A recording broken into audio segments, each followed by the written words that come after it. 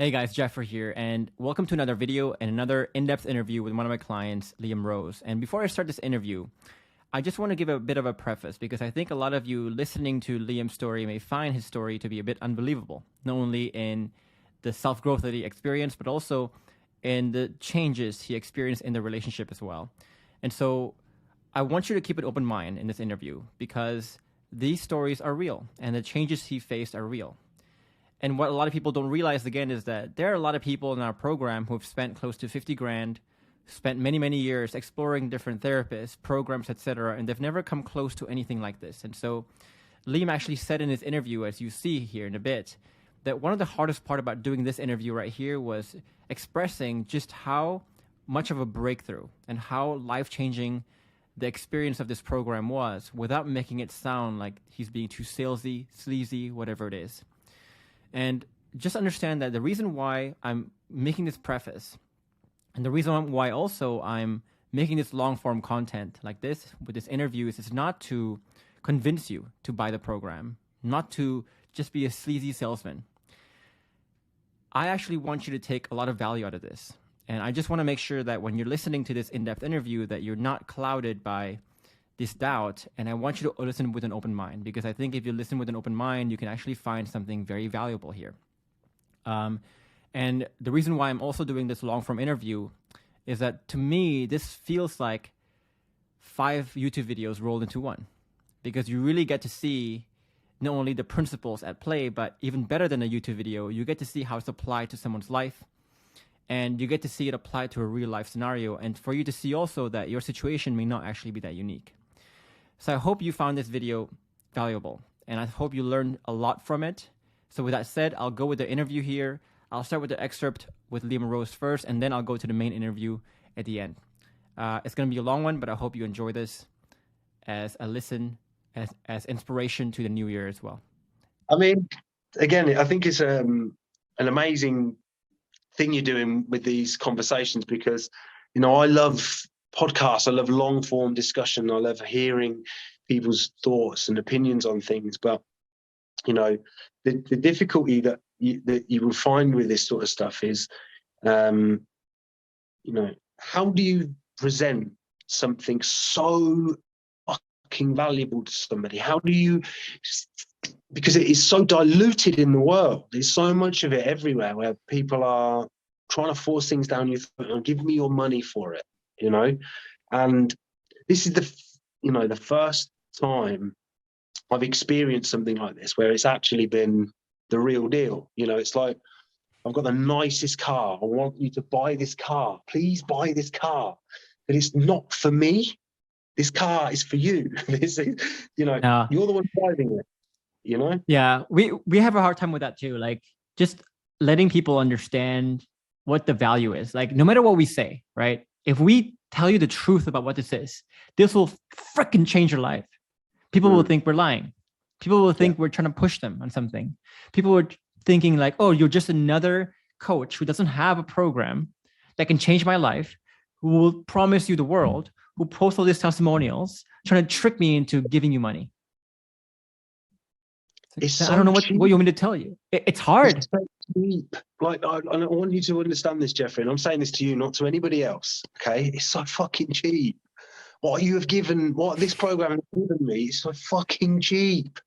It's not, it's an investment into your entire future. And I'm 33, I've got 50 years left. Hopefully longer. Hopefully longer. I mean, you know, but that's a long time for me to cultivate the best relationship. A conversation I had with her yesterday.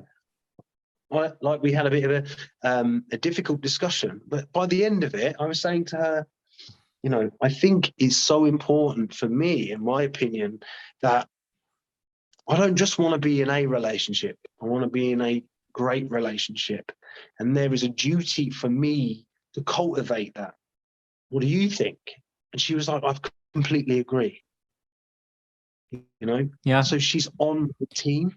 We're together. And I wouldn't have got that without this. You know, how can I say things to you, knowing I'm being recorded, that other people are going to watch without me sounding like a cheesy salesman, but it's the greatest thing I've ever put my money into ever. Hands down. And I'm not trying to make out. If you're in a similar position to what I was in when you were sitting there thinking, I want her back. What is she doing? Why doesn't she love me? I want her back. I made this happen. She came back. She came back with a big smile on her face, and my son. You know, so there's a lot of you that are going to be going through this. There is a lot of you, and from the bottom of my heart, I get nothing from this. Zero. I am not earning a penny from this. There is nothing I get from this.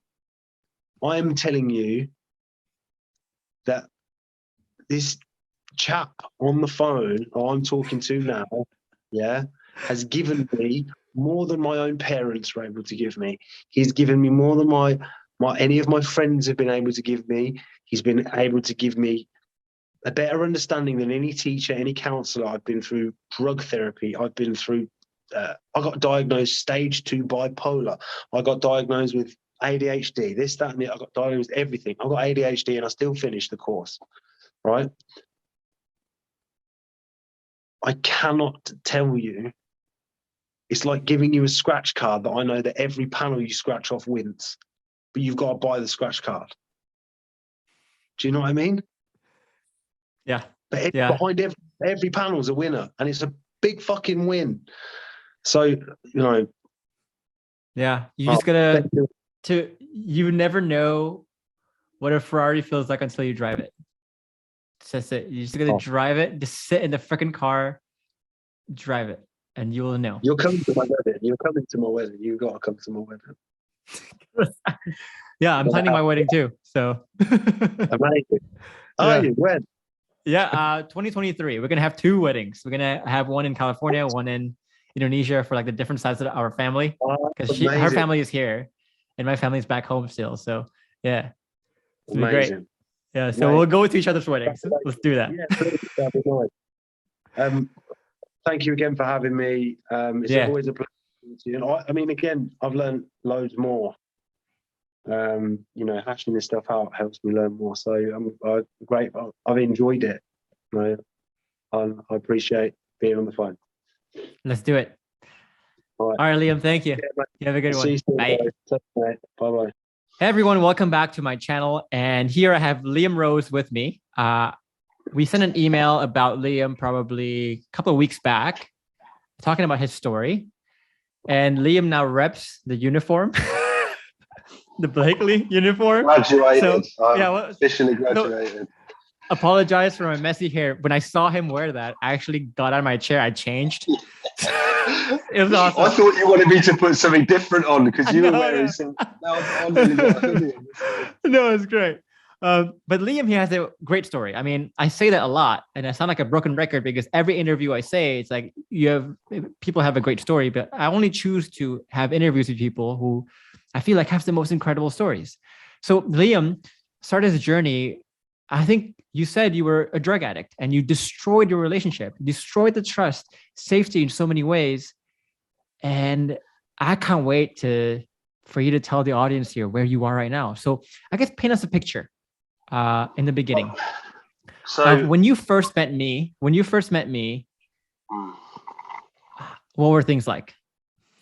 Well, I was in a position where I just moved out. We both made a decision that it was over. We were never going to be able to figure this out. We've been trying for years to repair the damage. And I remember going on YouTube and I was watching loads of videos about the no contact rule.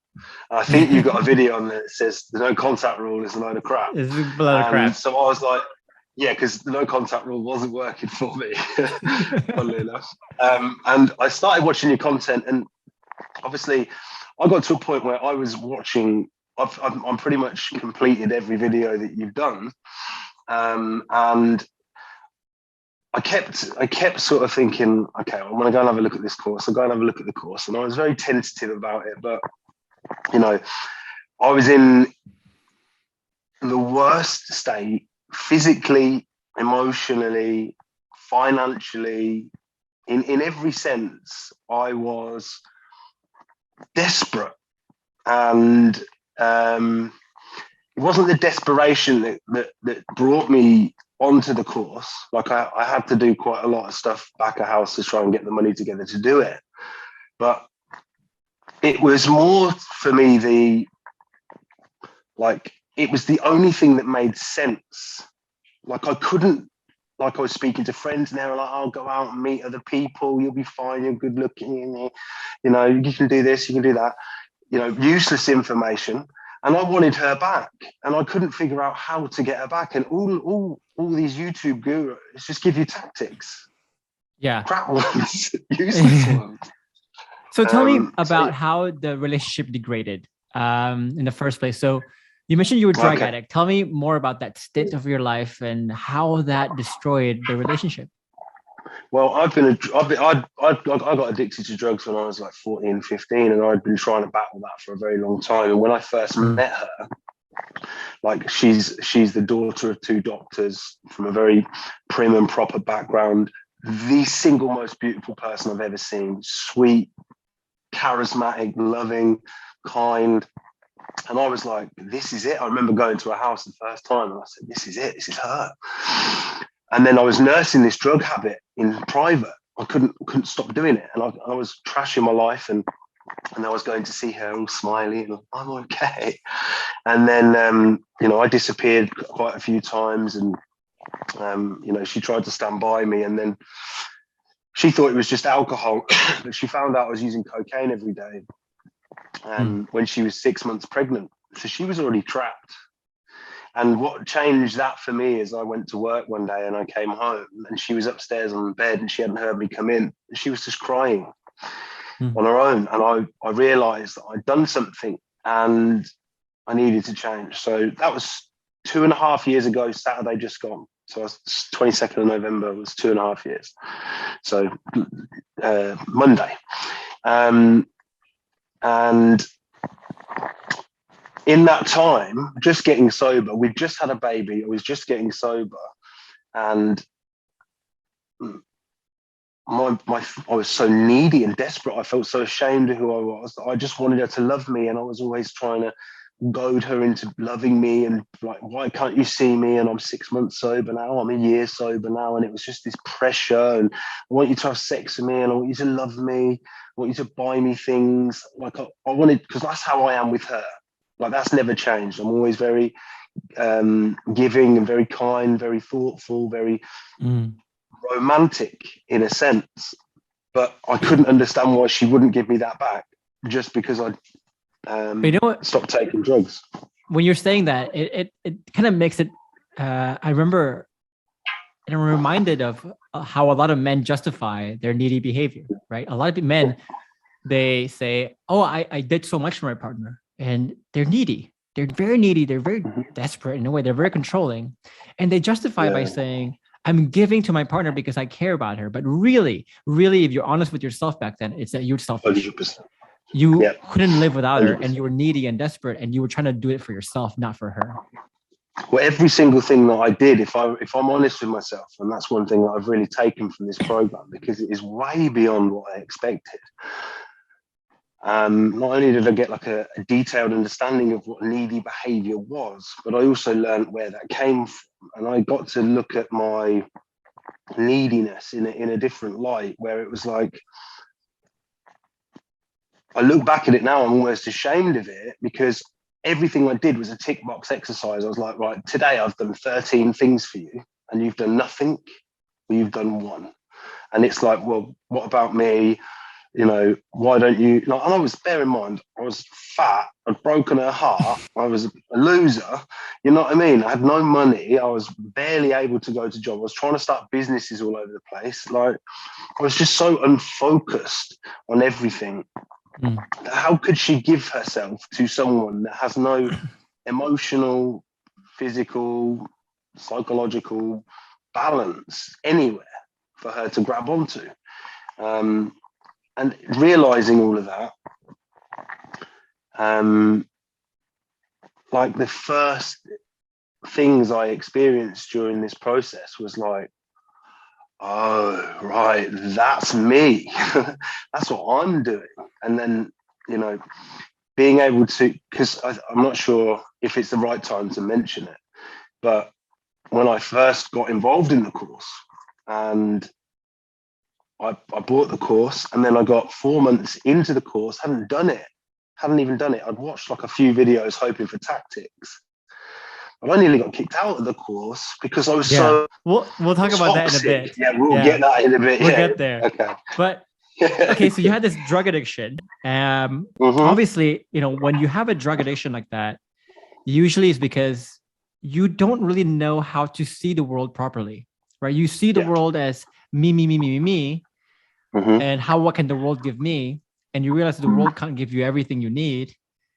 And it shows up in a lot of anxiety, depression that leads to the drug addiction. So what leads to, your addiction to your partner, your neediness to your partner, and what makes you miserable in your relationship, and what makes your partner miserable is also the very thing that actually leads to that drug addiction in the first place.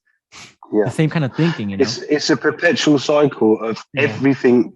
I was blaming every single thing, and I just never felt okay in myself.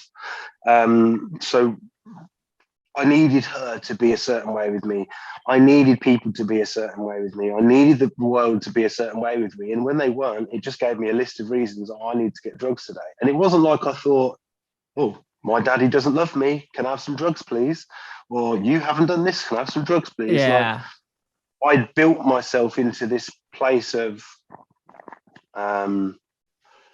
it's the victim mindset, right? It's like, it's a victim mindset, and it's almost like a lot of victims are blind to it.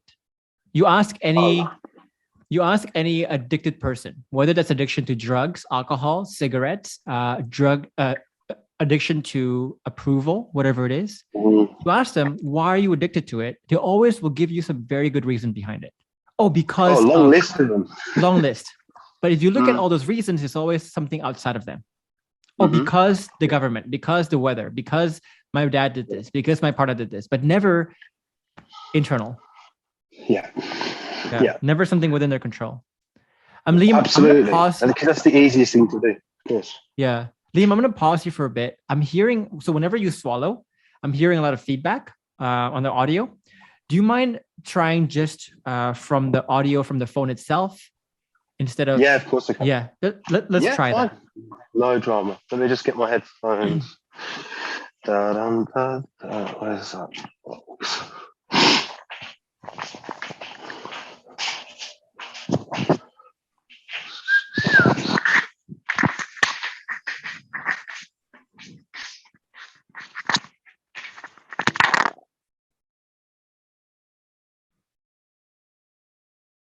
Is that better?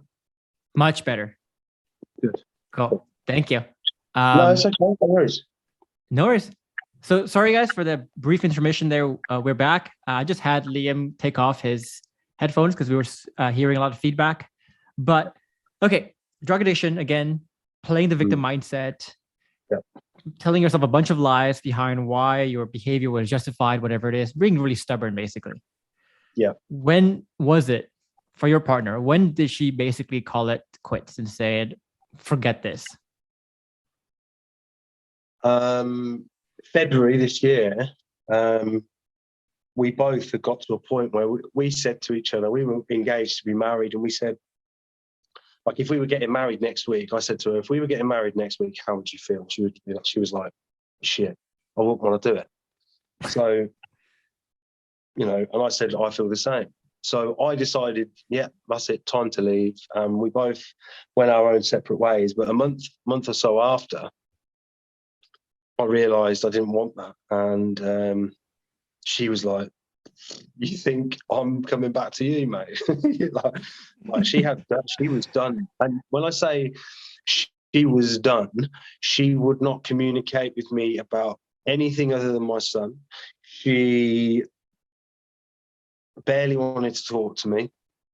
Like, obviously me, when I go and see her, drop the baby off, she's going out and having a nice time and all this stuff and with her friends, and I'm watching that and getting even more and more needy because I'm like, oh, she's actually way better without me, So it was February of this year. That's tough to watch, right? It's it feels like a long like, time. and you have nowhere to hide at that point. You can't tell yourself that, oh, she would be a loss without me. Oh, I'm a high value man. Oh, I'm a catch, whatever. You can't tell yourself all those lies, and you can't play the victim anymore, because the fact is, once your partner separated from you, that's when her life began. So you have to look within and say, I think it was me. I think it was me. I don't think about it either. It was like, it's quite clearly me, because she was glowing. Like, she was going out, getting her hair done and makeup, and like, she never used to. I used to moan at her all the time, like, you never make any effort for me. Like, I get my hair cut every week. You never get your. Like, why would she? Why would she want to get dressed up for me? You know, or even make an effort for me? So yeah, and that goes to show too. A lot of people, when they're married and they keep blaming their partner, they play victim like that, and they keep blaming their partner. They'll always have all these reasons of like, oh, my wife doesn't want to be committed to me. My wife doesn't want to be her best for me. She does all these toxic behaviors. It's like, well, most of the time you think it's because she's toxic, but most of the time, and I've never seen a case that goes against this, she's toxic because you haven't created a good culture in the relationship, which is you. That's you. It's not her. It was, again, another thing that sort of is an invaluable element that I've learned in the program. And I want to sort of make this clear. Like, I'm astounded by what I've learned. And not only that, and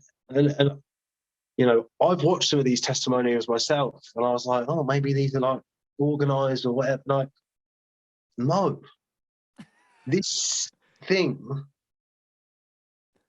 changed everything. Let's talk about that. So let's talk about that, right? So you mentioned you bought the program and you left it sitting for 4 months. And I remember this very fateful night. It was 10 o'clock for me, it was late. I remember that. But I got like, you posted something in the group, and we have a very strict no negativity, no like messing about policy. Yeah. And you made this sarcastic comment like, oh, maybe if you did the program this way, I would have stuck with it, or whatever it is. It was something to do with content, I remember. Yeah. And so I said to you, Liam, sorry, I can't work with you. You're out. And I basically tried to kick you out. Yeah. And we ended up on a call, and I explained myself and like, no, this is not acceptable.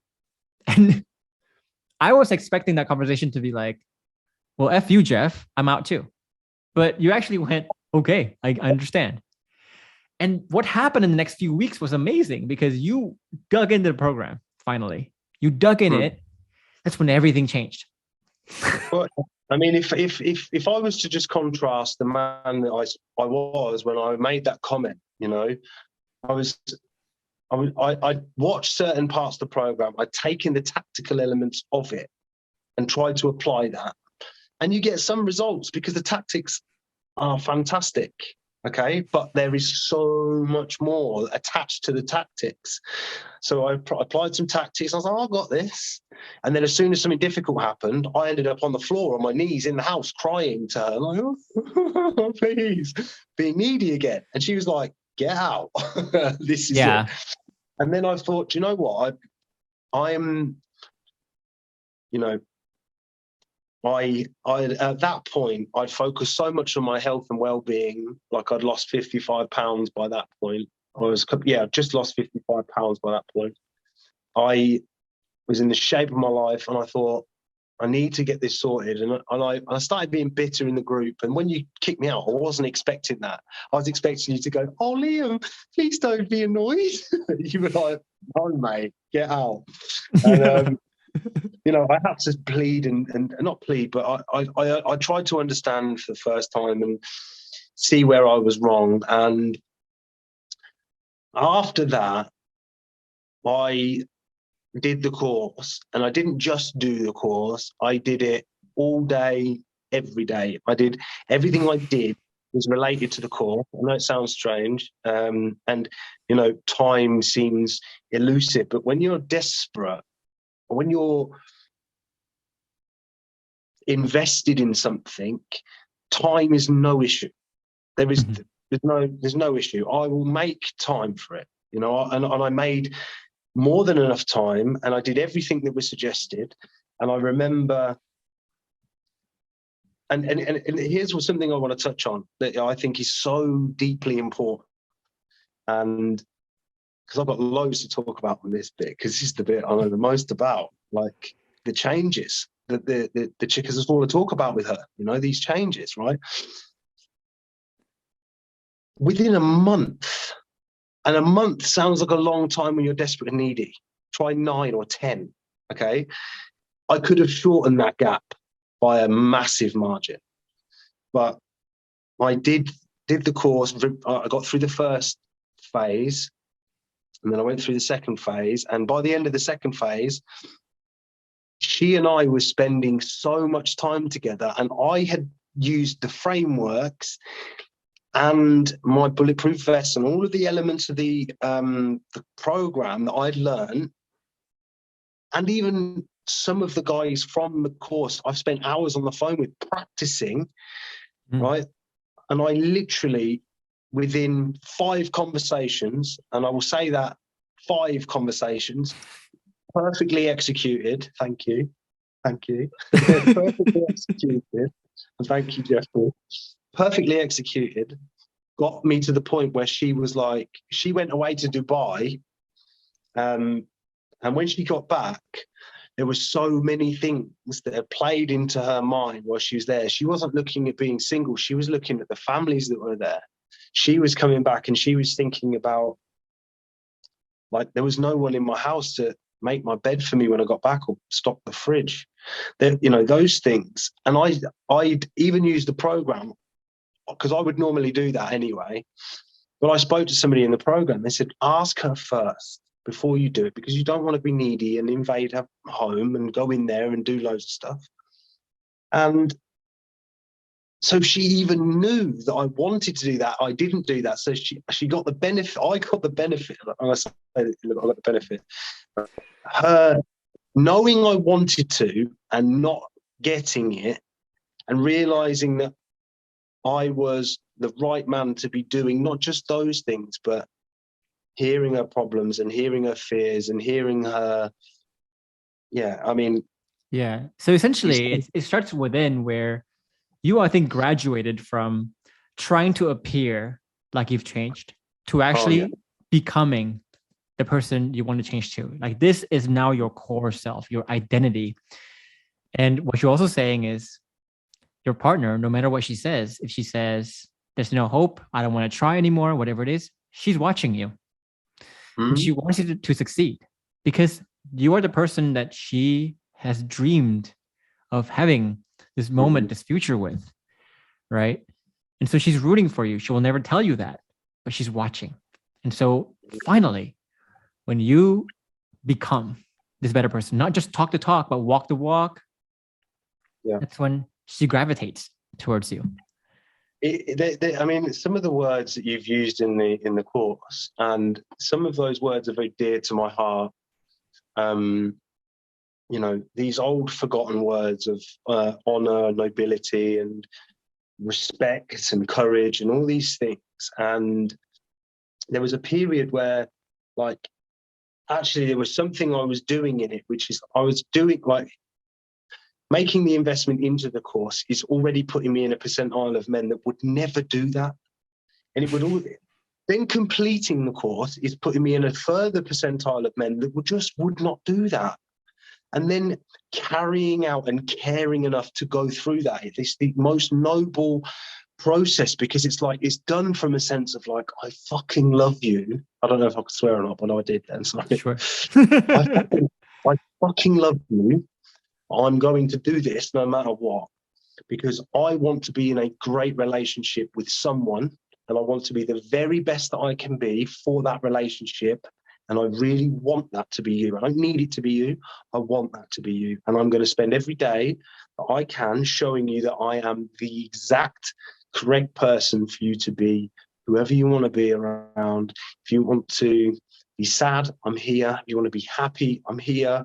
Wherever you need me to be in each moment, I have the tools carefully laid out at my feet. She doesn't even know. It's like it talks about in the course being a magician. Mm-hmm.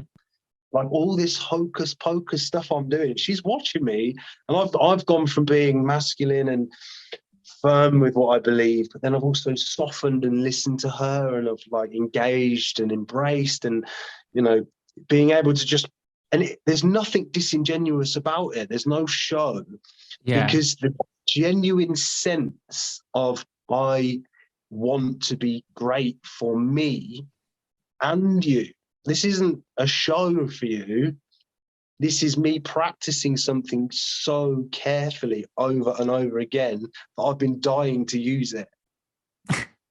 You know what I mean? Dive into that in a bit. So tell us like what the relationship is like now. You've been making a lot of posts telling us about like how amazing things are. I mean, give us an idea here, man. What is it like now? Every single thing that I've ever wanted from a person, from a relationship, this whole drug addict thing, like all of that was rooted in me wanting to be loved and feel part of a family, right? And maybe that's the narrative that I've told myself, but it feels true to me 100%.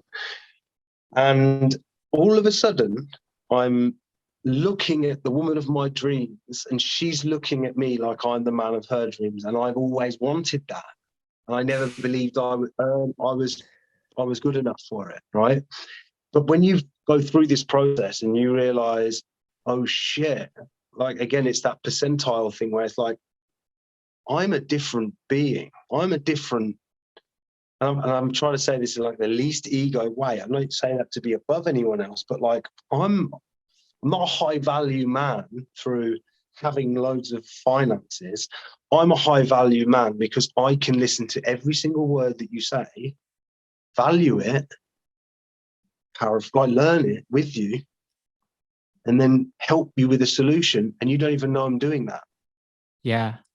So I guess, I want to dive deeper into that because on the surface, right? Telling people to say, I can hear every word you say and I can be there for you. I can make you feel understood on that. I can be a team. It sounds easy. It sounds very easy. So I can do that. But the hard part is there's a lot of illusions. It's a lot of paradoxes that people fall into when they try to do that. And this is why we spend like 60 plus hours in the program trying to teach you these paradoxes of you think this creates safety, but it actually doesn't. Right? You think this is obvious, it's actually not. And before we get there though, I want to dive deeper into your journey and your trust for the system, the process, the program, etc. Because obviously when you first sign on, you were not completely bought in. I was bought in, but I was. You were not. Yeah. But I was bought in because I was like, oh, this will do it, and then I was like, oh, this is a lot of work. Yeah. So you're bought in part way. You're bought into the idea here that I can just get the tactics, and I can run with it because you are used to this idea and watching videos and YouTube videos and buying other programs and so on who are about tactics, like the no contact rule or say no to no contact rule, whatever it is. But this program actually dives deeper into the underlying issues of here's the self and here's the problem with like the deeper subconscious things, identity level, the stuff that would be in your blind spot for a very long time. But you ignored that, right? Yeah, 100%. So I guess tell me what made you evolve from that, thinking that you can just appear something to eventually buying into the process of, I want to become now. Because that was the moment where you got your results. When you became, that was when everything changed. Of course. And I've got an analogy for it because there's a lot of analogies that we sort of seem to go through in these things. But it's like getting an instruction manual and you're looking for a specific bit. And what you're doing is you're just skipping through it. And you've got like the most complex, detailed, like operating system in the world. And what you're doing is you're skipping through to find cut and paste. And what I was doing with the course was I was just watching, wasn't taking notes, just fill me up, fill me up, fill me up. In fact, I did take about 5,000 notes, 5,000 words. I remember that figure because I was like, I've taken 5,000 notes. Why haven't I remembered it all? But I was literally staring at the screen and just typing so I thought it would go in, right? Yeah, loser. But I realised that I wasn't taking care in it because I didn't ever take care in anything. So when I started taking care in the process and saying, right, what I'm going to do is I'm going to study one module. I'm going to study that, and then I'm going to listen to it in the gym, and I'm going to listen to it while I go for a walk. So I've noted it, and then I'm taking it in passively. So I'm consuming this same thing. Like, yes, it's a long course, and yes, each video is long, and every single video is so relevant. I mean, even up to the final video, when I get to the final video, I'm still watching it like, this is amazing. How is there still more information that is useful to me at this point? I felt like I'd climbed the mountain, you know what I mean? Yeah. So obviously, I mean, you found me through YouTube. Yeah, 100%. Yeah. You know, for people who haven't bought the program, right? Compare what we talk about on YouTube to compare what we talk about in the program. Oh, it's like, do you know when you go to a supermarket and they give you a little taste of cheese or a little taste of something? Yeah. That's what you're getting. You're getting a little bit of Haagen-Dazs, and then you go, oh, that's nice. And then you walk around the shop and you still were thinking about the ice cream. And that's kind of what happened to me. Is like there was so much, there's these beautiful nuggets on YouTube, but it's like someone, like, there's a great party inside, and you're like, someone will just open the door or open the curtain every now and again, and you get to see in. You know what I mean? It's like, there's so much more going on in there, and like I can't even say enough because it's got I think me. that's the hard part. Yeah, I think that's the hard part for us too. Is if I say to you, right? If I say to people, especially in the beginning before you bought the program, I told you, no, forget about the other courses, forget about everything you know. This will change your life. And like, you think level 3 is what you can achieve. This is level 300. Okay. You will learn this. You will learn here what you will never learn from therapists, from other programs. Even if you look for 1,000,000 years, you will never find. People won't believe that. People will never believe that, right? No. People will say like, oh, you're just a snake oil salesman. But you felt believe it. You didn't believe it. I did not believe it. And I want you to bear in mind, and I'm talking to anybody that's watching this now, I've bought course after course, Forex course, I've bought Amazon course, I've tried every business course, I've tried everything. And this one course, right, has not only given me my deepest desires, which is my family, back, but I'm actually completing the other courses that I've bought because it's reprogrammed me. You can buy all the courses, all the books, and they'll just sit on a shelf. Until you change the core of who you are, you cannot do the things you need to do.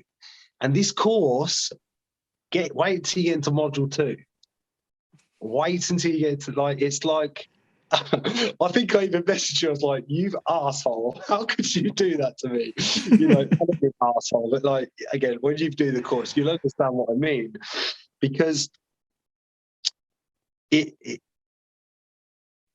even struggle for work because I don't want to be a snake oil salesman. I get it. It's tough. It's tough. Like, I'm at a loss for words. I am at a loss for words on how to show people like what they're gonna get. And when people say, oh, $2,000, that's too expensive, I'm like, dude, you just passed on a biggest lottery of your life and you don't even know it. I'm sorry, you are that cheap. I'm sorry. I mean, even if I just like draw from the examples of some of the people that I know in the group, right? We see posts going in. I see posts going in of people going, oh, by the way, week on week sales are getting better at work. Oh, by the way, my relationship's coming back. By the way, I've rebuilt my family relationships. By the way, my friends love me. By the way, I've met, endless possibilities. When Endless success, right? You don't see anyone like failing in there. Endless success. And it's, when I say to people too, you join this program, you do it, your results are pretty much guaranteed. People go like, you can't guarantee me that. It's like, I can't. Who are you to tell me that? Did you actually do the program, or, you know? The culture in there is enough. You know, you go in there and you watch the people. So one thing that I noticed when I was being all bitter and resentful, like I'd make a post, and I think even someone mentioned, like, look how many comments is on your post, and look how many comments is on somebody else's post, because it's such an uplifting community. It doesn't respond to, oh, I can't do this, and you get 0 comments, 0 likes. If you be all negative, you got nothing. You're not doing anything for yourself. You aren't doing anything for yourself. That attitude has got you in this position inevitably. And when you can just pick yourself up and say, right, if it's truly what I want my partner back. And I've had loads of conversations now with people in the group. These new people that are coming to me and like, oh, how have you done what you've done? I'm like, just do the course. It's the same as that everyone else has to do. Just do it. You know? And again, I don't think I'm special, but I'm sure that happens to those people that we would call A1 players, and you'll see that in the group. I've graduated to the level where I can pass advice on and I can have a conversation, because Geoffrey's time is so brief and concise. When you get your coaching call, they're invaluable because they are concise. You know, don't babble at me. I want to know what's going on. This is the truth. This is what I think you should do, and I'll see you later. And sometimes the call gets cut short, and you're like, "Whoa!" And you leave the call like, "I'm so much smarter now." you know. Yeah, I go hard. Like, don't tell me stories.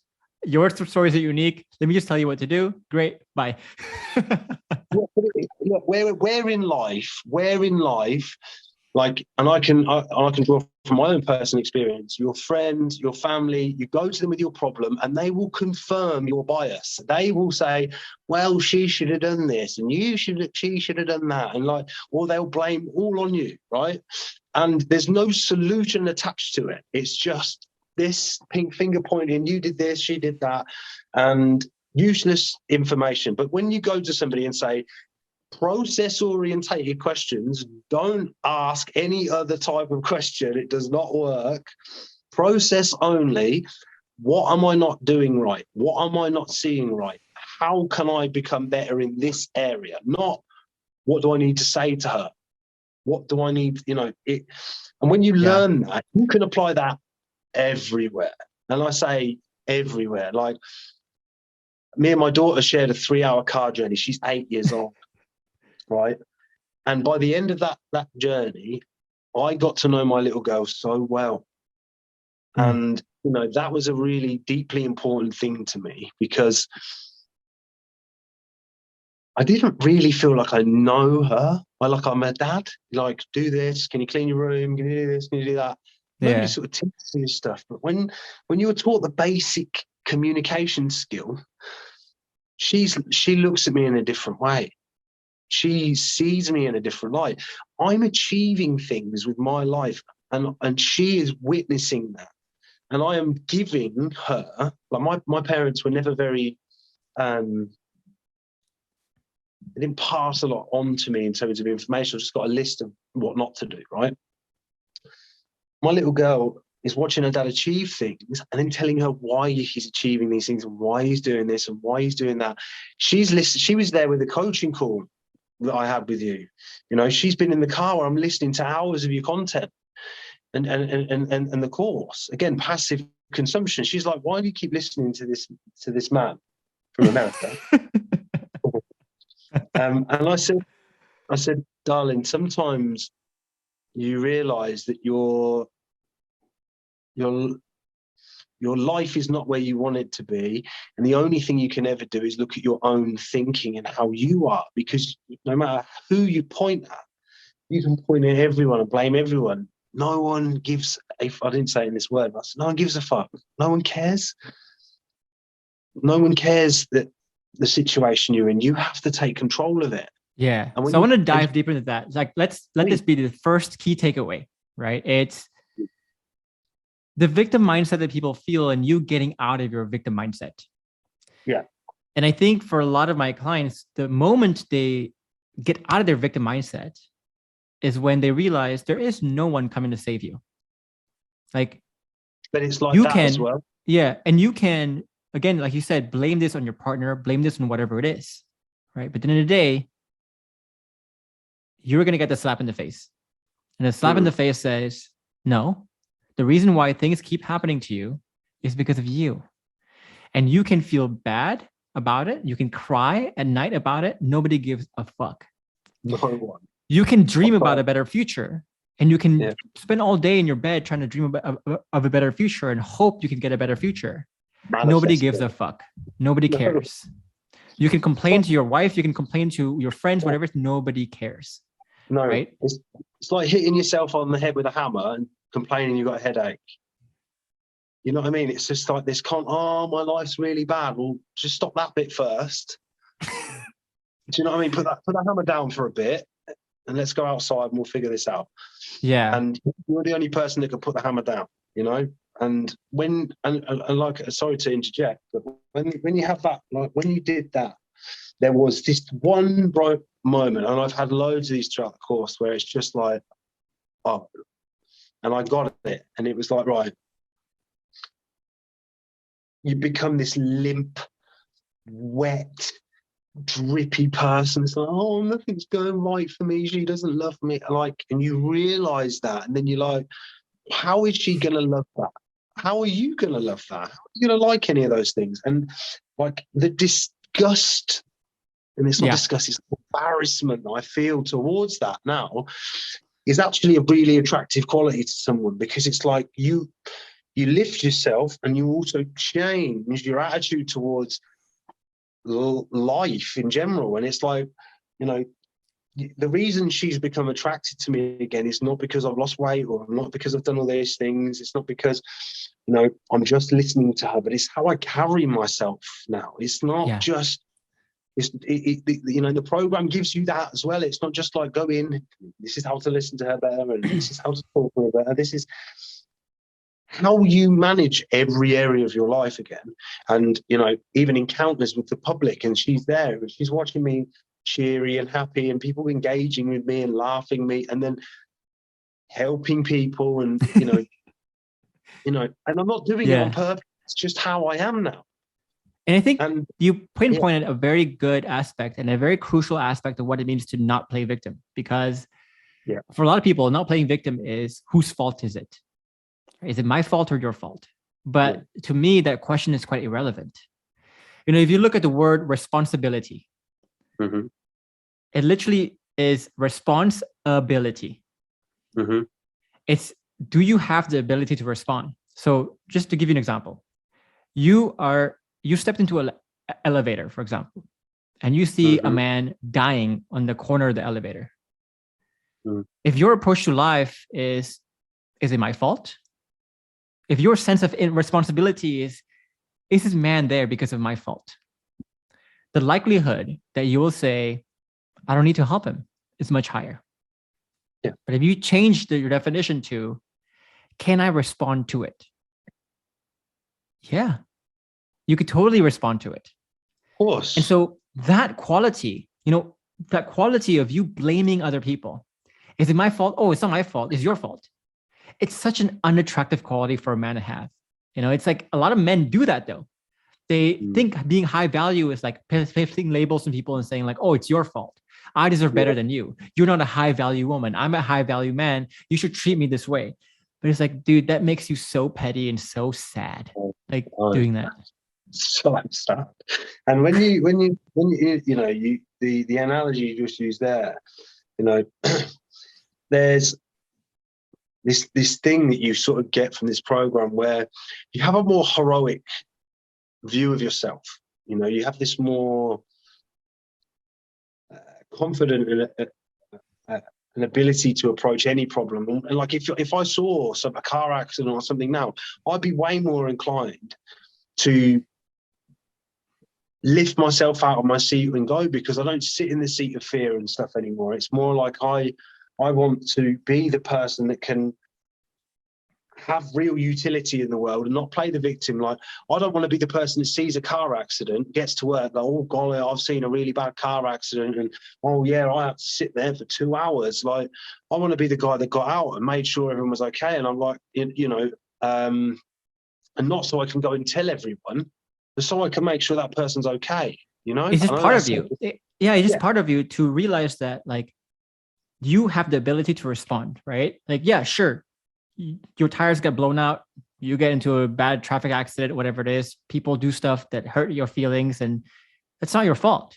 But what you can control is, how do you respond to it? Are you going to respond to it with your old ways of perpetuating negative cycles, or are you going to respond to it by perpetuating a more positive cycle in the way that you can control? What are you going to do about it? That's the only thing you care about, really. It's, you look within.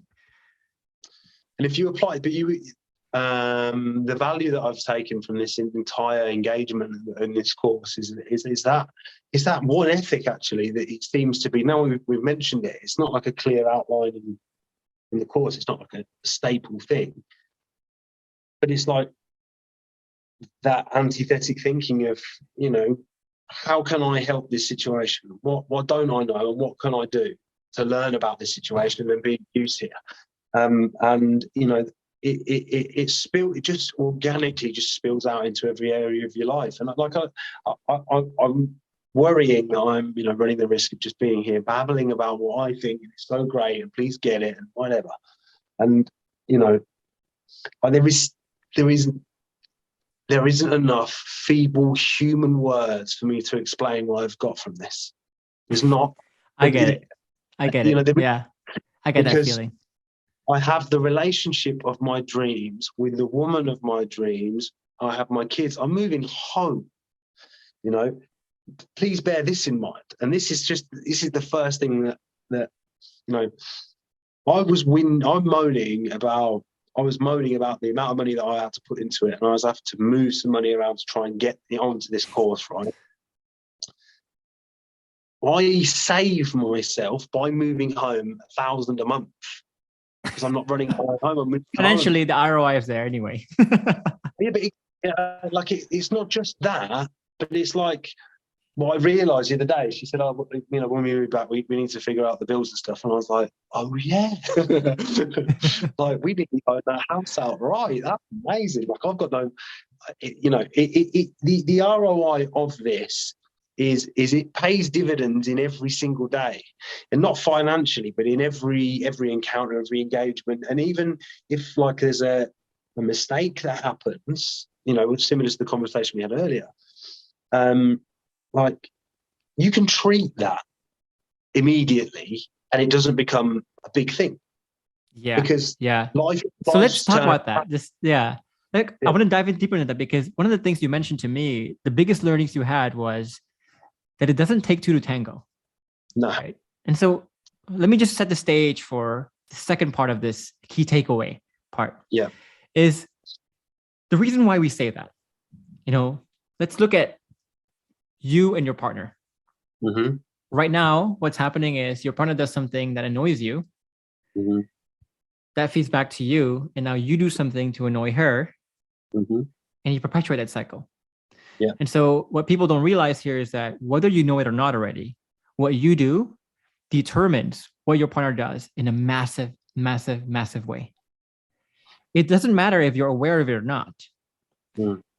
And it doesn't matter. This cycle doesn't understand whether you're doing something positive or negative. All it knows is, are you perpetuating it or breaking it? Mm. So a lot of people in a relationship, they're already perpetuating a negative cycle anyway. Mm. They are. Right? Because you have the decision to either break it or perpetuate it. Right. And so my idea of what it means that it doesn't take two to tango is that you are a very important node to this feedback loop.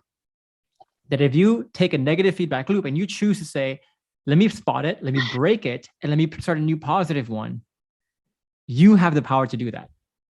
And when you do that, you'll be very shocked as to how much your partner's behavior changes as well to respond to it. And I think you are living proof of that.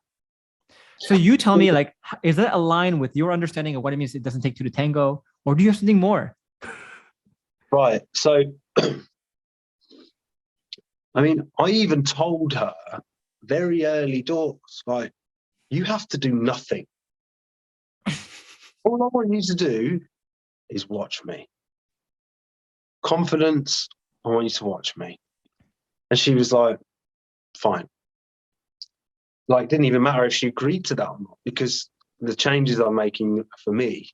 But, you know, like I said earlier, 5 conversations. When I really got into the frameworks and we got past the point where, because there is a tipping point. There's, you know, this the big dip and whatever else. When we come out of the dip,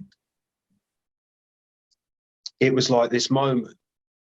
And then every single conversation I had, I took every trauma, every difficulty, every negative feedback loop, every perpetuating cycle that was heading downwards, and I just took a tennis racket and I just calmly popped them all back in the right direction. And I just got that swing ball going back up, you know, and it, you know, it's like when you figure this out, it is like playing a swing ball on your own, and it just keeps going round, up and up and up and up. Because that cycle, when you know how to actively use the frameworks in every conversation, no matter what ball comes back at you, how fast, how high, whether your hands are tied behind your back, whatever, you can get that back without effort. And when we call it dancing, you'll hear in the groups, so in the course, dancing, Geoffrey calls it dancing.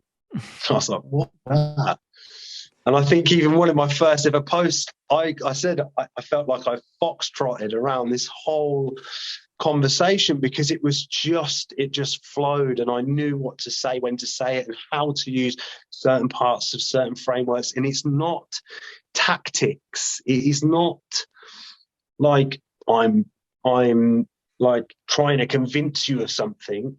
This is just a better mode of communication for me, so I can better understand you, because I actually care and I really want to be on your side long term, not like say a couple of things now, get you back in, and then just go back to what I was.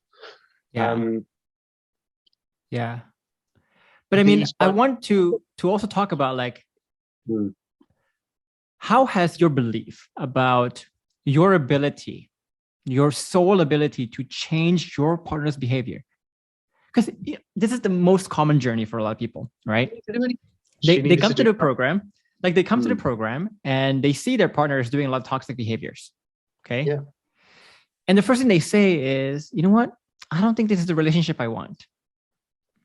That's basically, yeah, it's almost like, you know, I picture this kid who plays baseball and is losing the game because he doesn't understand the game. He doesn't understand how to be good at the game. He's losing and he goes like, fuck it, I hate baseball. Then the next week he wins the game and he says, I fucking love baseball. And this is how most people do it. They look at their partner and they go, fuck it, I'm losing. I'm not having any hope. Her behavior's not changing. Screw it. I don't want to play this game anymore. Yeah. But the truth is that you are thinking that as a way out, as a play-to-play victim, because you don't understand how to steer the ship, like you were saying. Because once you understand how to steer the ship, you understand the awareness of the principles in a relationship. You understand how to spot when a ball is coming, a negative ball is coming, and hit it back and turn it into a positive. You're never going to say, screw this game. She doesn't even know she's in the game. She's not even an active player. Does that make sense? It does. It's like you're playing GTA, right? And the whole, but it's not. It's like the relationship version of GTA, right? And you've got 5 police cars on you. Like, you know, you're in the worst case scenario, right? You're undoing all of that on your own, and it's taking time, but you're doing it in a way that is. It's like GTA in reverse. Okay, like, and I've probably taken a really bad analogy. Like, you're not going around causing chaos; you're going around fixing it. It's almost like, again, like the magician analogy that we often use. It's for the magician behind the table, the magician's table. The magician knows exactly what he's doing. He knows exactly every movement, the science of every movement. But for the audience, all they know is, I feel amazed. Yeah, I don't know the mechanics. I don't know how. I feel amazed. But you know the mechanics of it, which is beautiful. The taste that you can get from it. So, like, I've never been a magician, right? But I felt like a magician many times, where you do something, you say something, and you feel like you hit the sweet spot of a golf ball. You know when you struck it well, yeah? You know when you've got it. And the face, you can't put money on it. I can't even put words on it, because it's like she's having an aha moment, and she doesn't know you've cultivated that aha moment. She just thinks, oh, what's happening here? And like, for me to get her to tell me she loves me, I didn't get her to tell me she loves me. She's fallen in love with me again. And, you know, it actually brought a tear to my eye when she said it, because it's like this silent battle that you're playing inside, where you're going, I'm fighting for you, darling. I'm coming. But, you know, and that like moment, this whole time, it's like, again, the magician analogy again. It's like this magician has been spending years and years and years trying to understand the mechanics of magic, crafting this one magic show act. And then finally, when you give this act and they give you standing ovations, and you're like, oh my gosh, everything I've been doing under the table, everything I'm doing in silence and by myself. Goosebumps, right? I've got goosebumps. I don't want to tell, there isn't, I haven't got the words for it. There isn't the word for it. Like, when you feel, like her parents, they hate me. I'm a drug addict. Like, they're doctors. Like, she is perfect. Like, imagine an angel, right? She's like, oh, she wasn't perfect. Like, again, to the question of like, are you amazed at how much your partner's behavior changed when you changed yours? Because as you said, like, she wasn't perfect because you lacked a lot of things by yourself. You wanted things. She wasn't perfect with me, because she is a perfect person. She's not perfect with me. Exactly. So she wasn't perfect with me because of who I was. Now I get better treatment than anyone else, because. So this is a big lesson for a lot of people, because again, right? Stop looking at your partner's actions. Stop looking at your partner's actions and going, I wish he was like this. I would be better if she could be better. No, start being better yourself. Change yourself, and you'll be amazed at how much your partner's behavior can change too. You're making a culture. Exactly. Change yourself first, and then we'll talk about whether you want to stay in the relationship or not. 100%. I mean, when you realize the culture is so different, like, she never used to come to me with anything. She never used to tell me anything. She's ringing me up saying, oh, this has happened in the office and blah, blah, blah. And like, as she said, like, even one example, she said, oh, you know, I don't know whether it's because I'm coming to that time of month or whatever. And rather than me going, oh, like, you know, I use the frameworks in that, like, well, I don't know what it feels like to have that, but I do know what it feels like to work with arseholes, you know, like horrible people. So, you know, like, whatever you're going through, like, I'm here, right? And she was like, she never said, she's never done this, right? Hearts. Yeah, and like, kids, like, you know, she's flirting with me, she is engaging with me, she is telling me how amazing I am, all I've ever wanted. Guess what? Be amazing. She will tell you, but you can't, like, it's like, I don't know, you want to cook one nice dinner and then her to fucking thank you as Gordon Ramsay for the rest of your life. No, yeah, this is a long-term game. You got to be showing her that you are different. This is your identity. But let's talk about that. Fourth, the third thing I want to talk about, Liam, is we talk a lot about being a better version of yourself in this interview a lot. Being the man who's just this figure to behold. I mean, look, a lot of people say it's about going to the gym. It's about making more money. Like the external manifestations of what power means, being stoic, looking strong, whatever it is. A lot of people looking at you will go, dude, you are physically, you look freaking amazing physically, right? You have everything going for you. How come you couldn't do it? How come you couldn't attract her? Attraction goes way beyond, and like, you learn about it in the pillars of the relationship. traction is so much more than physical, and it's emotional and it's psychological, and there's all sorts of areas that you have to be so conscious of. And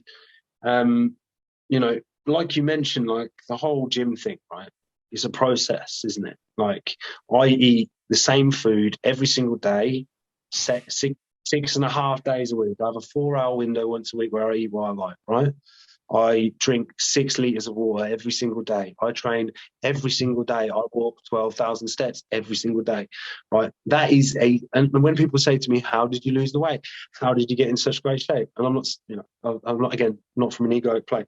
How did you do that? Well, it's the process. And I say to people, it's easy. Just do that. If you do what I tell you to do, and you do that over an extended period of time, fuck it. Do any diet. Go on Atkins, Be go on consistent keto. with it. Just stick to it. And that's what this course is it's like the manifestation of a different version of you is somebody who does things and does what they say they're going to do. And they don't just do that because they're trying to put on a show so somebody feels something about it. You do that like outside of that. So you do that because, right, today I want to have a great day. And to manifest a great day, I'm not going to sit in my house and hope that those things happen. What I'm going to do is I have a process. And bear in mind, you get this process along with the course. It's fantastic. But your whole day changes. And because I'd got in shape before the program, I was like, right, well, I know how to do a process. And he lays out the process in this program. So I'll just do that. And like a month and a half of the most intense level of input. Like, I'm not going to say like I watched the first few modules and I got it, because and some of my first coaching calls and some of my first conversations with her saying like, you're robotic and clunky, and it's like, well, yep, I'm learning. And like, you can hedge against that. You can say, I'm learning how to be different, and I guess I'm enjoying that. So yeah, I'll only get better, and but I think the other thing that you mentioned too is, by the way, are you charging your phone? Are we good on battery? I just got a notification from Wim in the group. So a lot of people, when they think about being a higher value person in a relationship, they're thinking of what we call the lower level value, right? It's people like going to the gym, people getting more financially wealthy, and just providing in the relationship in a lower level value like that. But what the modern day women, modern day relationships, what they need, what they're looking for, is more than a guy that looks good, more than a guy who has money, more than a guy that can provide. It's, can you give me the emotional fulfillment? Can you give me the self-actualized value that I can't get anywhere else, that I can't get it myself? And I think what we try so hard in the program to show is, here's the higher level value that you as a man should be able to provide beyond just stoicism, beyond just like all these, tactics that people give, and really show her something that's irreplaceable, which starts with emotional safety. And if I'm honest, like the culture of a relationship in general, we see so many of them failing, and single parents and all this really difficult stuff, because we are focused on what's the next best thing, who's going to give me the thing that I need, because you're not giving me that, but I've got a catalogue of people here that could potentially give me that, right? And then not only do you get that, you get the anxiety that comes along with that, like, oh my God, there's a whole bank of people there that she could potentially be with, or you could potentially be with, right? When you focus on becoming the very best person you can be, you can create the right culture to have the dream family that people want, because we're all looking for that unique, detailed, loving, caring, sweet, exciting, passionate, sexual, fun relationship. Well, I have none of those things from my last relationship, from my current relationship. And none of those things. Me and her even refer to it as our new relationship. This isn't like we're not back together, and this is a new relationship, right? And the new relationship ticks every single box. I mean, even the intimate moments, right? Like the program gives you, it's not got tactics in that, but it's weird for me to talk about that because it's so personal, the sexual side of things, like the attraction side of things. It's a weird module to create, but I'm glad you enjoyed it. Well, it's an important factor in any relationship, right? And it's a very strange thing to get to, but like even that area of my life is 1,000 times better. 1,000. And you know, I think that's the we try to show people is, in order to get to the self-actualized state where you are creating a relationship, a culture in a relationship that is transcendent, that is like, oh my God, this is falling in love all over again. A lot of people will say to that and go, first of all, that's impossible because we've been married for so long. But I'm like, we have people here who are married for 10 years, 20 years, and they're fine after taking the program. And it's like, you're not in a new relationship. You're familiar. Like this is not the honeymoon period anymore. This is way beyond that. But you're saying to me right now, like, this is the most spark, the most passion, the most just unexplainable chemistry that we have felt in forever. Mm. But what we're saying is, what you regard as chemistry, what you regard as unexplainable, this is an exact science for us. We know how to manufacture that every single day. And you hear so many stories in the group and in the program and in some of the people that I've built relationships with, because again, it's like having an interest in something now because I've developed an interest in this as well as being involved in it. Like, I like talking like this with other people that are in the program because, we can bounce ideas off each other. We can they get it. Each they get other, it. And we're speaking the same language. And it's funny when you speak to someone and they're using a framework on you, but you like it because you're like, oh, they're listening, and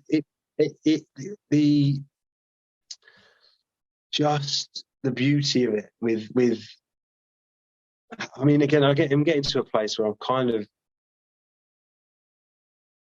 I'm actually finding myself a little shocked that, even talking about it or getting to this point in the conversation where I go, fucking hell, I did it.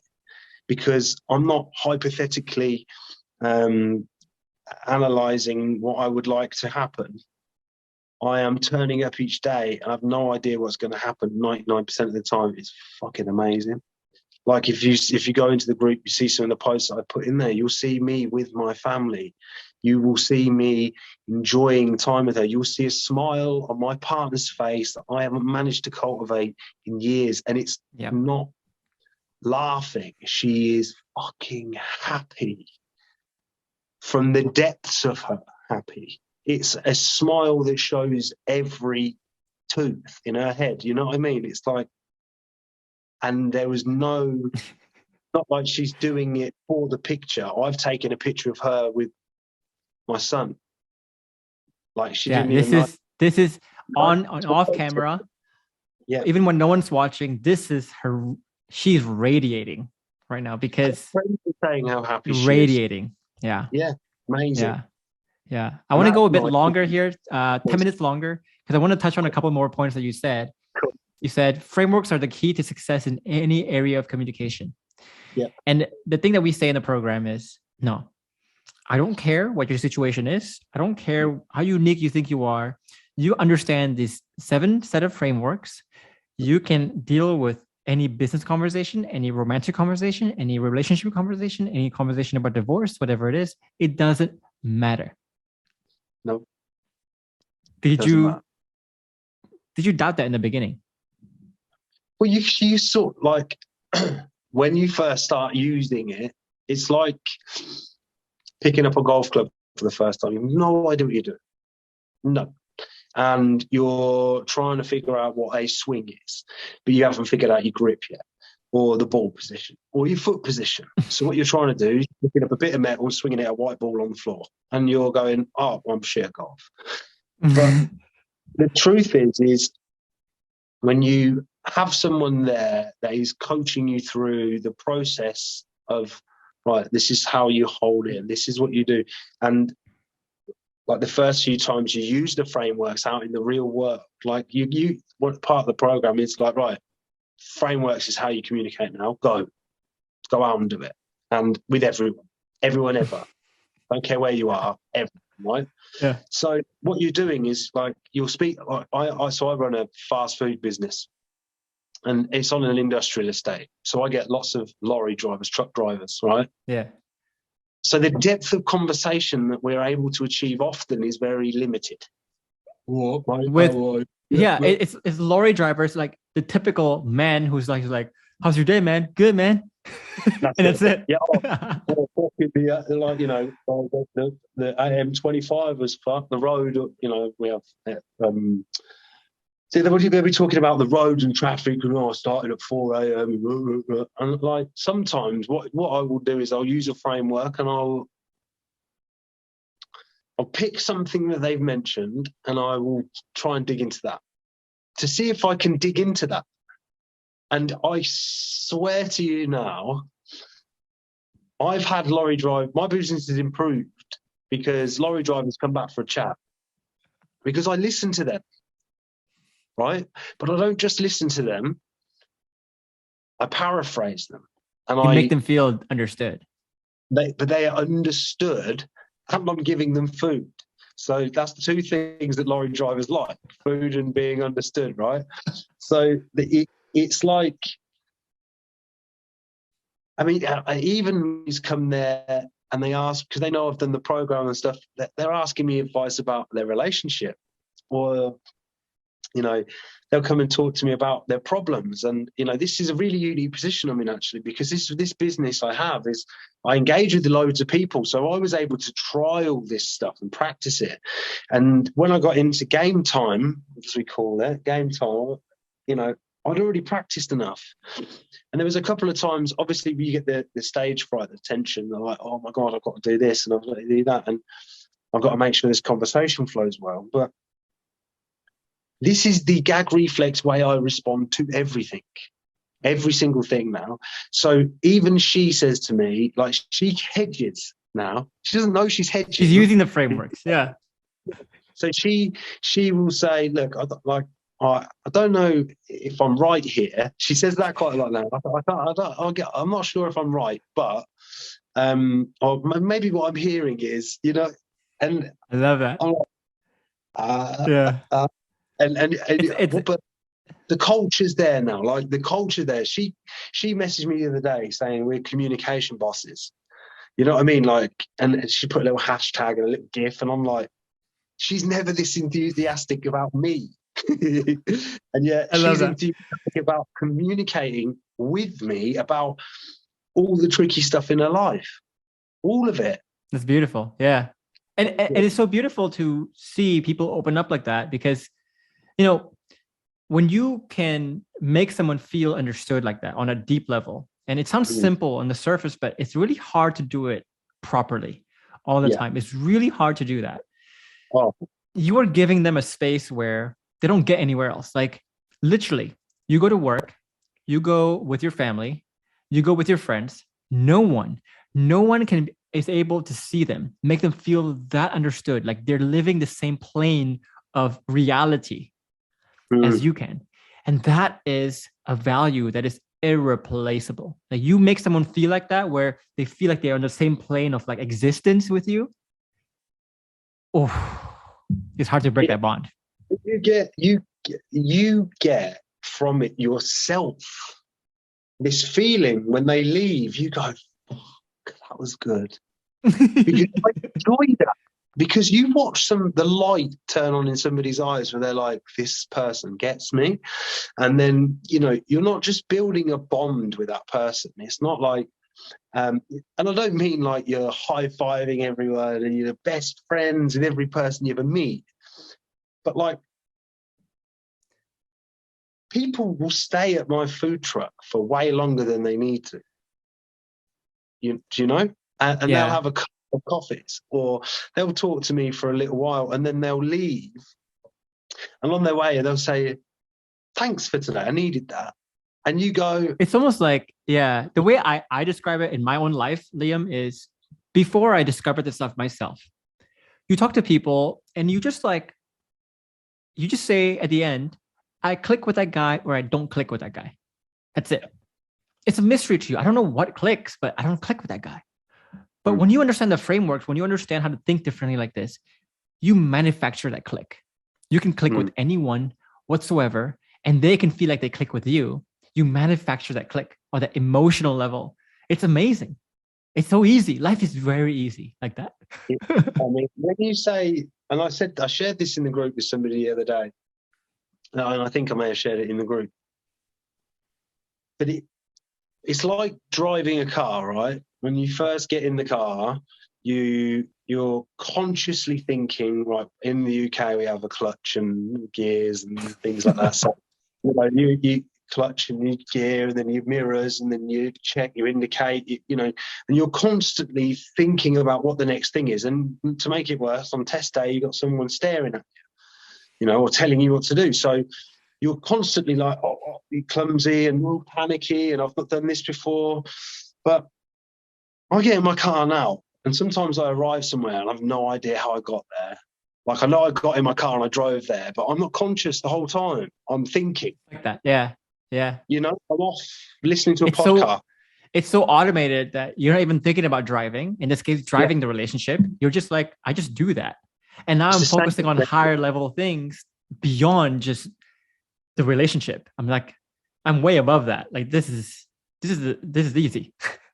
Well, and I hope you don't mind me touching on this, because one of the things that I never realized how important it was goal alignment. And goal alignment for me, like, we're planning on buying more houses and doing them up. And, we're in a really unique and fortunate position at the moment. So, we're going to develop our own home when I move back. And I said to her, like, planning trips away and doing this, like, and that's not about us like trying to repair our relationship and doing things I said, we should be, like, I want to know what your goals are. And here's my goals. And then you go, oh, that's weird. They're the same. And then when you draw that connection between those goals, or even if the goals are slightly different, there's a connection to be made with them, because you can framework around it. And you can also learn to like whatever you want to like. You can dislike what you want to like. You can like whatever you want to like. Okay? If it's important to your partner, you don't have to go and do things, but you can find out, like, what does she like about this? What am I not seeing? Yeah. And I think that's the last point I want to make here. And I know we're going over, but this is a very important point for people to understand too. It's, you talk about goal alignment, and we have a saying, the couple that dreams together stays together. Like, when you start dreaming about your future together and you're aligned on those dreams, you start to become quite unbreakable. It's not the sex, it's not whatever. Like, you're using here the foundation that is emotional safety to create this really intense goal alignment. That's when you are unbreakable, no matter what happens. But a lot of people will listen to that and say, what if she wants kids and I don't want kids? What if we have this difference that is irreconcilable? Like, we can't agree on it. The way I interpret this is, if you can't agree on what you want, you don't understand what each other wants. I don't think you have allowed her to understand what you want. I don't think you understand what she wants, because fundamentally, humans want the same thing. We just want the same basic human needs, and how we go about getting those basic human needs may be different. But the reason why people can't find those is that here's how most people communicate. They say, I think this is right. Their partner says, well, no, I think that's wrong. I think this is right. Butt heads, they argue, they become more defensive, they become more stubborn, and they say, oh, we're growing apart. But it's like, dude, you just don't know how to communicate. You just don't know how to make other people feel understood. But that's all it is, isn't it? Communication, right? Communication. That's it. That simple, and it seems so cliche, doesn't it? Oh, if you just learn to communicate better, everything's great. If you can articulate well what your desires are, and you can listen to her, but not just listen to what she's saying, help her unpack her desires, help her unpack how she feels. Try and get so deep into it that you can understand from her point of view, that then you take your suggestion based on the facts, as opposed to like, no, you're wrong, I'm right. Does that But make the hard sense? part, like, it sounds so simple, communication. And, people say all the time, like, oh, successful couples know how to communicate. But again, there's so many paradoxes to this, right? People don't catch. So, for example, we talk about in our program, seeing the forest, not getting lost in the trees and seeing the forest. What is the thing behind the thing? Yeah. If your partner tells you, I want to, I'm mad at you because you didn't take out the trash. Something simple like that. Cool. Right? Communication is about understanding that people don't always know what they're talking about. If your partner says, I'm mad at you because you didn't take out the trash, the normal man would say, okay, I should take out the trash then. But they don't understand the underlying thing. They don't know how to read between the lines. And that takes a lot of effort in understanding different paradigms, different mindsets, which is what a lot of men lack. They take the expression and don't understand what's the real message there. What is she really trying to tell me? They get lost in it, and their partner feels frustrated because they don't understand. It's like, because emotions are very difficult things to articulate. Right? For example, another example, your partner brings up something from the past. Yep. Remember 10 years ago, you did this? What a lot of men don't understand is this is not her trying to bring up an old hatchet. This is her trying to tell you, remember I told you how I felt 10 years ago? I'm feeling exactly how I feel now, because I need to go back 10 years ago because I don't know how to tell you how I feel right now. It's too complex. But a lot of men get lost in that. They don't know how to read it because they don't have the right paradigms, and they get lost in the wrong things and they get upset. Why are you bringing this up again? And they think, oh, my partner's toxic, whatever it is. They missed the whole point. But when you take the thing behind the thing and you take pride in trying to understand what that is, just the value in that alone, it's like he really cares. Like, he's trying to figure this out. Why is he trying to figure this out? It's like, well, because I care and because I want to help. Right. You, not to help you solve your problems, but like, not to solve your problems, to help you solve your problems. I'm not going to solve them for you. I'm going to be here while you solve your problems. And if that means you've got to tell me in 1,500 different ways how you feel about me not taking the bins out, then I'm going to stand here and try and figure out exactly what that is. I'm going to hold your hand through that whole process, and I'm not going to make you feel stupid. I'm not going to make you feel unvaluable or ridiculous, because it could be ridiculous. It could be seen to be ridiculous, but it's not. That's how she feels, and that's important, right? I mean, I never thought like this before, but they know that you think like this. Yeah. And that's why they come to you with way more. And then the more you get to know your partner on a way deeper level, which is where the connection is, just everything interconnects and it all just builds this amazing bond. Oh, my TV is coming up. Oh, yes, you're an annex. This is still my TV turned onto the radio for some reason. It does that. Yeah. Really sorry. Yeah, it's crazy. So I mean, I can go 2 more hours talking about this stuff, because while we're talking, like, there's so much more that's revealed. Like, there's so much more we want to talk about, but unfortunately, nobody has like 2 hours to spend listening to us.